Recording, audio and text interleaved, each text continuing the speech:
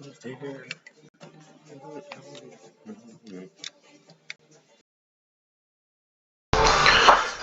right, this will kind of most likely just be kind of like a psychology video, kind of update in a psychology video.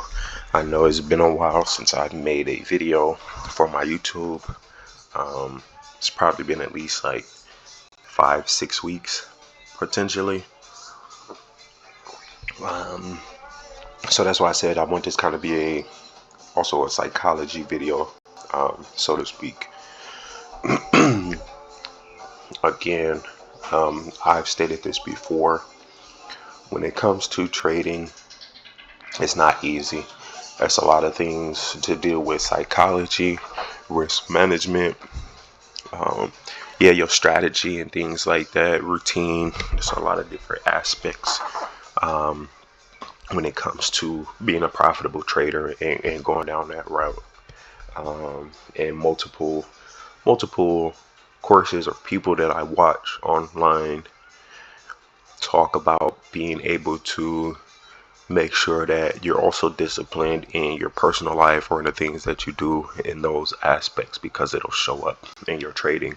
And just being focused and dedicating the time and the consistency to doing the things that has made you successful or profitable and will continue to make you profitable. Also understanding that it's a process, and little chipping away at the bigger goal, or like I guess Will Smith would say, building your wall brick by brick. Um,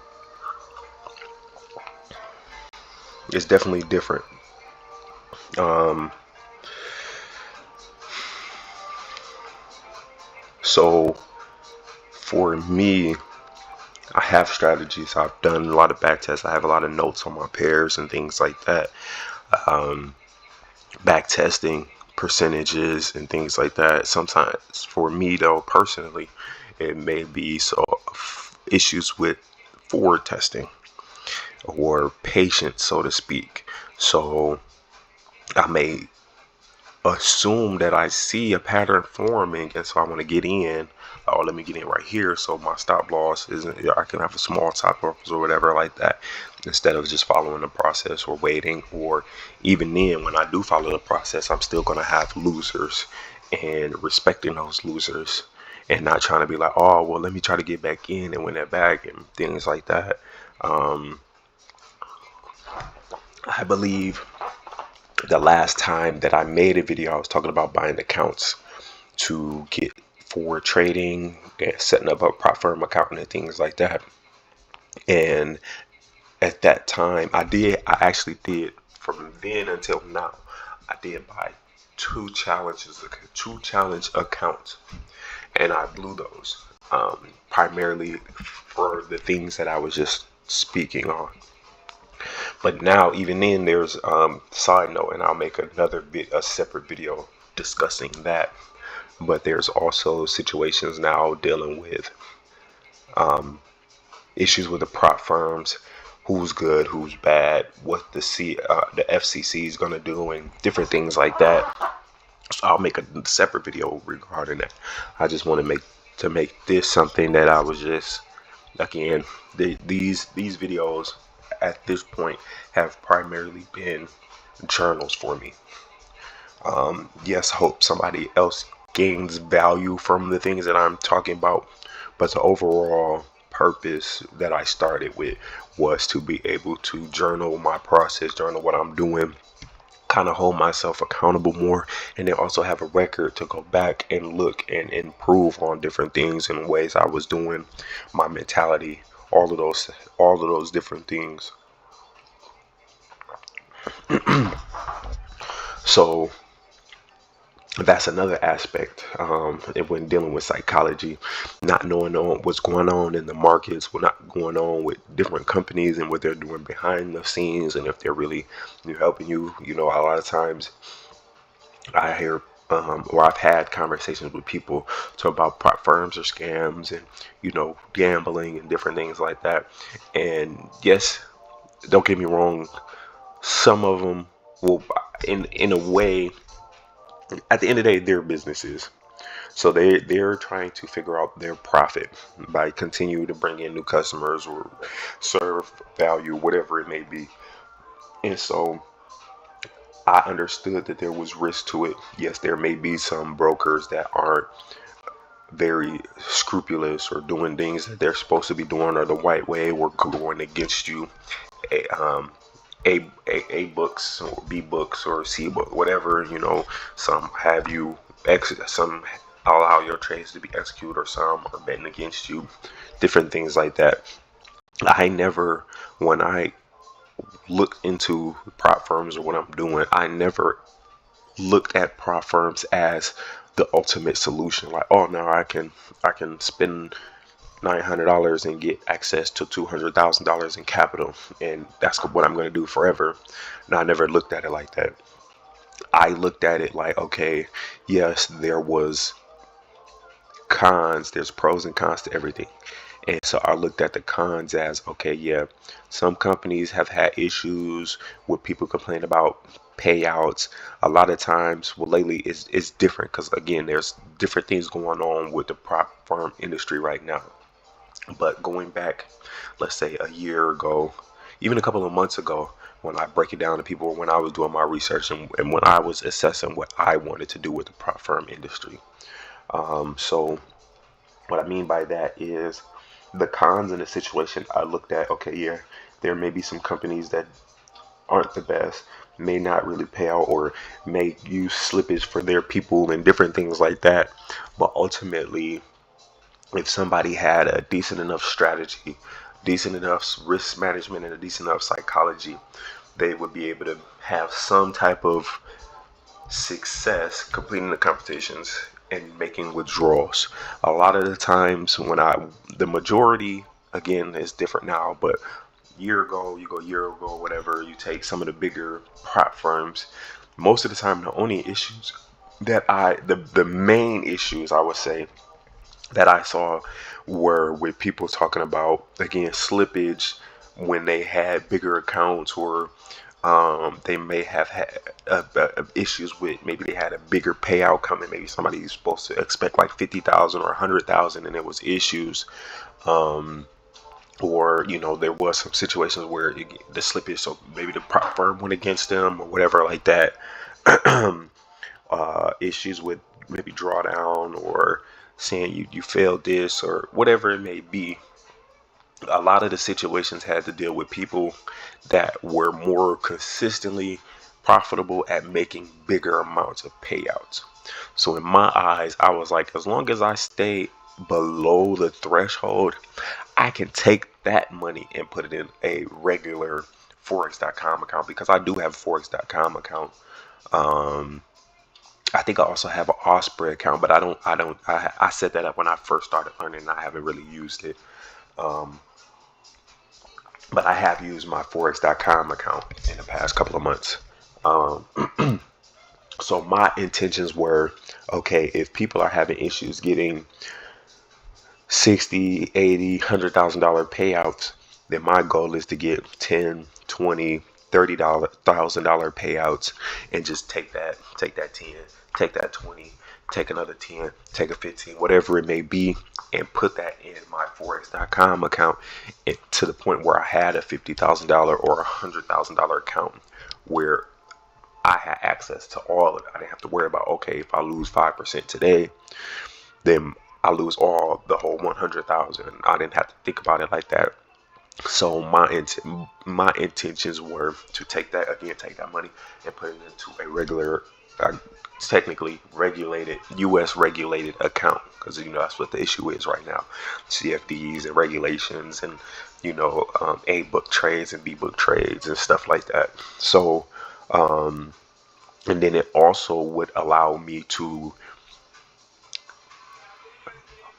refine, so to speak, my risk management and my assessment on how much leverage to use and things like that, because a lot of these prop firms have very strict rules on what you can and can't do, how many trades you can, what's the leverage, all of these things. So you can look at that as, man, they're restricting us, but again, they're a business.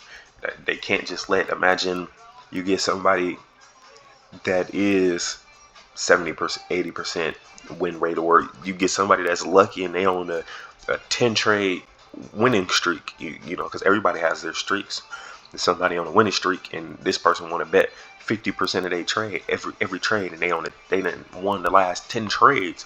That's not feasible for a prop firm that has a business and, you know, leverage, and you're manipulating the markets and things like that. Yeah, we're not big institutions, but in a way, it's still causing a flux in situations in the natural process of things. So, again, that's why that was my objective, to learn those things. So it's like, okay, if now I have the skill set and I've been profitable with the skill set, that I can't lose more than 5 or 4% a day, more than such a percent a week, leverage wise, different pairs and things like that. Once I moved fully or partially towards my Forex.com account, then I wouldn't have to necessarily worry too much about blowing all of that, because as long as I maintain that mentality of, okay, again, 4%, 7% a week, this, how many trades, whatever, then more times than not, I wouldn't blow that $100,000 account, because I would just be having to basically be disrespecting all of my rules, everything that I've learned, everything that I've been, that has allowed me to be profitable. So,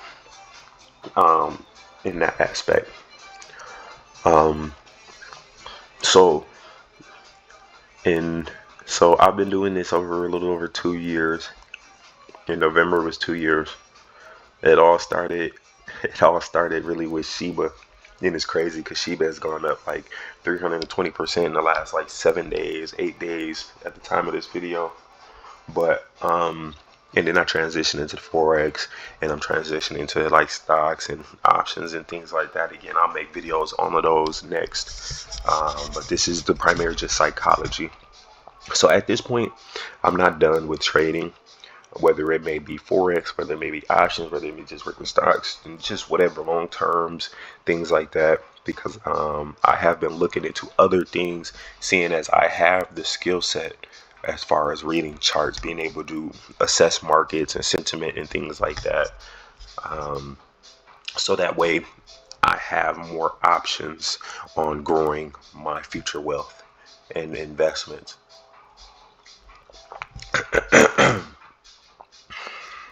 So at this point, what I've done is rededicated myself towards my goals and my purpose.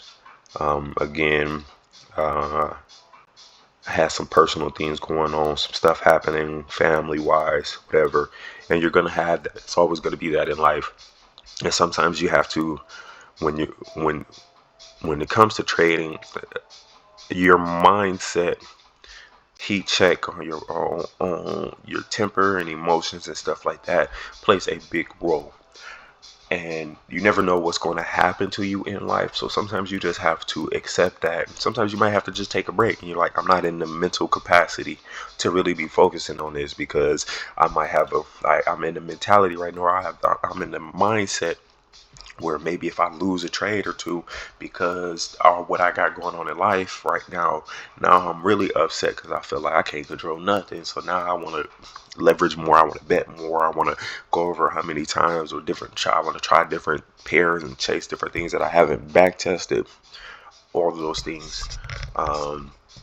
So that's one of the reasons, not to make excuses. I did use some of the things as excuses, but just kind of breaking down that those things at the end of the day are important. Understanding your mentality when entering the market or exiting the market or assessing the market or whatever. So that was one of the things that I felt like I had to do, take some time off. Yeah, I was still trading per se, still looking at stuff, still researching things, but it just wasn't in the forefront. Again, I wasn't making videos and things like that. I just really didn't. And it also is another thing when it comes to trading, it's different. than what a lot of people are used to. So when it comes to trading, or winning life or doing things, a lot of times we feel like, okay, the more wins we have, that means we're being successful and stuff like that. And to an extent, it is. But when it comes to trading, sometimes it's not as cut and dry as that. You know, somebody could have a 50% win rate, but they go for 1 to 4. All their trades are 1 to 4, 1 to 5, things like that. And so they're still profitable. And if you had a business, sometimes some people might feel like, oh, well, if every person that come in here, I only sell something to 50% of them, I'm not successful in this business. But at the end of the day, you got to look at the numbers. You got to look at the compounding of the numbers, and the amount and the wins, and staying consistent with the strategy.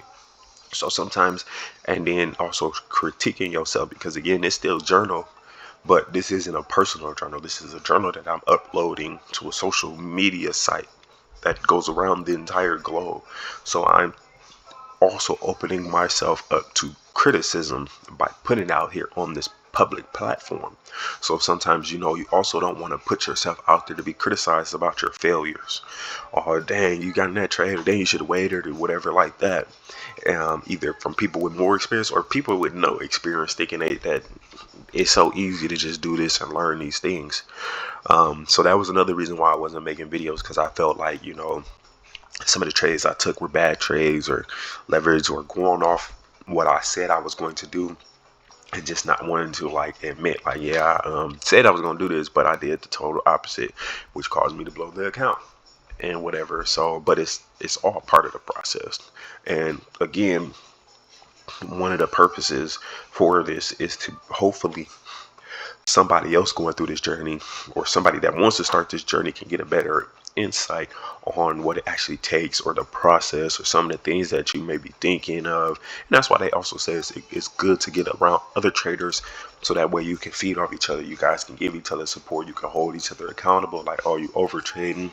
I know some of the videos that I watch on SMB Capital, it was one of the videos that they were talking about some guy, one of the guys under them, because they can see every trade that everybody under them is taking, so that way they can assess their risk management and what type of trades they're taking and stuff like that. And one of the guys was saying basically he was taking a lot of trades. He was going basically on tilt, and one of the partners text him just a simple word, stop. And that allowed him to snap back into focus and be like, you know what, I'm done for the day, because if I continue down this path, it's going to be bad. So a lot of times you need those type of people in your corner to be able to see stuff when you don't see it. And when you have them meltdown times where you just like, okay, because I've had times, again, and it's crazy because they talk either SMB Capital or in one of the books I was reading, but one of the guys was basically talking about, and I've had this mentality, so I could relate to it, when he was like, I had a bad day or a bad morning, and he was like, I had a bad morning, and had I just kind of cooled off and waited till the afternoon, I would have been able to really see the market moves and stuff like that, or whatever. But basically, because he started off with a bad trade or whatever, then another bad trade, he kind of switched to the mentality of like, okay, market, F it, let's go. You want to take my money? Let's go for it. I'm with it. And he kind of switched into basically a gamble mode of like, okay, well, you trying to take my money. Now I'm going to see what I can hire and get it back, and then double that, and then triple that, and then show you that I'm better than you in the market. Even though the market is always going to win, regardless of if you place the right trade or not. The market is the market. It's going to move how it's going to move regardless. So it's a lot of different things like that. And so moving forward, I will be more consistent on speaking about the failures and the bad sides of trading, because again, this is another part of that I forgot to say earlier. I see so many influencers online are here dealing with the forex or different institutions and trading and things like that, and that make it seem like, oh, it's just always a win, Lambos, mansions, a millionaire. They make it seem as though Trading is just simple. You wake up, open the charts, open your laptop, place a couple trades, move out your day, come back. Oh, you made $10,000. It's not like that. It's rigorous. It's rigorous. You know what you have to do, what you have to endure, mentality you have to have, the persistence to fail, win, win, fail, win. You know, it just things like that. So I want to be more transparent on the back end of what they really don't show you. The late nights, all your money gone because you done put it into something or put it into an account and then lost that account. Now you got to come back to this job that you swore up and down in your mind that you was finna quit the next 2 weeks, and just different things like that you have to deal with when it comes to trading or investing into options or whatever like that. So hopefully that was the majority of what I want to say in this video. If there's more, again, I'm making more videos today, so I'll bring up other issues and situations in those videos. But this was just a psychology video for myself and for anybody else to say everything that you're going through comes with it. And everything that you're going through, you have to take accountability for. Even if it's not your fault, you have to take accountability. And be like, okay, how can I make sure this doesn't happen anymore? Or how can I make sure this happens as least as possible? And that's the mindset that you have to have. I'm going to take accountability. I'm going to keep learning. I'm going to keep growing. And I see potential in this. And I'm not giving up. That's why only 10 to 15% of people succeed in this industry, because only those 10 to 15% of people are willing to continue to get their head bust, to continue to be persistent in what they're doing. I don't, a lot of people have the saying like, oh, insanity is, keep doing something, and which technically, if I'm splitting hairs, is not. Technically, the definition of insanity is a mental disorder or somebody that is persistent. But then if you go to the definition of persistence, then persistence does break down in that aspect as, being someone continues in one direction without prior acknowledgement of failure or rebuff. I can't remember exactly what it says, but it's more in line with the definition of being persistent. So I won't. So in this industry, you have to be persistent. You have to decide that you want it and then be persistent, regardless how many times, how long. I watched videos of people talk about it took them 8 years to start being profitable in trading. Again, a lot of those people were before the big boom of the YouTube and online and Udemy and different things like that, but still they stuck with it for 8 years, and now they're making hundreds of thousands of dollars and millions of dollars. But how many people are willing to continue learning something or putting money into something that they're losing in for 8 years just to finally be successful for the rest of their lives? A lot of people go to school, a lot of people talk about when it comes to this, oh, how much money have you withdrawn? How much money have you done? Or how much money you made? Or how much this and that? How much money have you put into? How much have you spent? And that's another thing. You can't always have those type of conversations with everybody, because not everybody is going to understand. Again, that's when those, oh, that's a scam, or that's a this and that. You can't have those type of conversations with everybody, because not everybody is going to understand the process. Because a lot of times when people go to school, say you're going to school to be an engineer or something, or a doctor or something like that, that takes multiple years to learn these things, an attorney. Yeah, you may be able to get a job on the side at as you're going for your degree, but a lot of times you're not really making the money that you want to make while you're going to school, because you're still learning. You're still getting the experience in that field and in that industry to say that you're qualified to do that. So me, again, a little over 2 years. Yes, technically me, again, taking accountability for how driven and how focused I've been at this. Yeah, I probably could have been further along in my journey had I been more focused and dedicated in certain times and periods. But I'm still, every time I fail, I get up and continue forward, still learn from that, or tweak this and do that, or whatever like that. So You have to have that persistence. You have to be able to, not have those conversations with people, because they'll make you feel like you're making the wrong decisions. Oh, get this job, or you should be doing this, or you should be learning this. And it's like, that's fine for you. And even then, I may be wrong. People could be feeling like they're telling you genuine advice, like, oh, you should be doing this, and they could be right. Again, not everybody is successful at trading, but you, at the end of the day, you have to make that decision for yourself. Because when you're 90 years old, 80, 90, 100 years old, are you going to look back and be like, damn, had I just stuck with that, where would I have been? But instead, I listened to everybody else. Instead of doing what I felt like I could be doing and achieving what I could be achieving, I took the safe route, and I just worked a 9 to 5, which there's nothing wrong with a 9 to 5. But if you have the potential to do more and be more, why not? If I can work the 9 to 5 and still trade, why not? So at the end of the day, you'll be the only one that has to deal with the consequences. Really, like, it'd be some aftershocks of family, people, like different things. I'm not saying like every decision that you make is you're the only one that is solely affected by it. Everybody is affected by all the decisions you make, in some aspect. But what I mean by is, you'll be the only one that has to really live with the regret or the decisions or the what ifs in your mind. So don't let nobody deter you from that.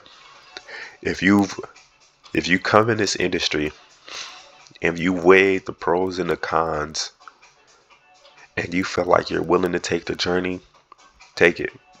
Don't look back. Put it all into it. And then after you set yourself a time or goal, or if I'm not at this rate at this point, then I'll give it up, or I'll try something else. But make sure you're putting all of what you have into that time period. So for me, I'm like, the first 2 years was a lot of learning, and even now I'm still learning certain things. But it's like, now I'm at the point where I should start being consistently profitable, or some type of profitable, because I have the basis, because I've gone through a lot of different things, and because I've learned these different aspects of the trading and the psychology, and then I can go from there. You know, if in the next year and a half I'm still not profitable, I'm still not doing, then I might reassess what I want to do. But at this point, I feel comfortable at the process and the progress that I've made and the point that I'm at. Um, so always have confidence in yourself. It's not going to be easy. Remember who you're doing it for, why you're doing it, and then just keep going for it. You got this. I got this. And I'm going to continue doing this. And I thank you for anybody that was listening and paid attention to this video.